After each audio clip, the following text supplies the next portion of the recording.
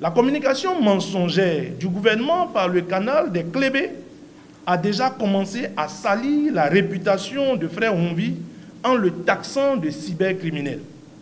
En effet, certains de nos compatriotes qui prennent les opposants comme leurs ennemis irréductibles s'offusquent de l'intérêt de l'émoi suscité au sein des populations par le kidnapping de Frère Honvi. L'indignation généralisée provoquée par ce rapt indigne n'a étonné et contrarié que ceux dont les intérêts ont toujours été opposés à ceux de notre vaillant peuple. Car, en fait, pendant près de 8 ans, Frère Honvi n'a-t-il pas synthétisé et fait connaître au monde entier les aspirations de notre peuple et les brimades dont il est victime une fois par semaine?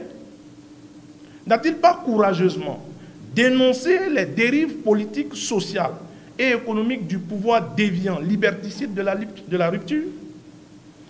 Il a constamment mis à nu la gouvernance sulfureuse en cours faite de combines, d'arrestations brutales, bref, toutes les indignités des gouvernants mettant ainsi véritablement en difficulté le pouvoir du président Patrice Talon par la puissance de sa plume et de sa verve.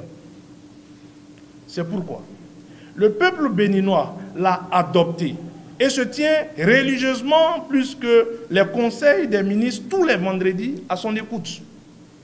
C'est pour cette raison que notre peuple rejette et dénonce le malheur advenu à l'activiste, aux journalistes, aux chroniqueurs politiques, Frère Honvi, et considère que c'est également son malheur, c'est-à-dire le malheur du peuple.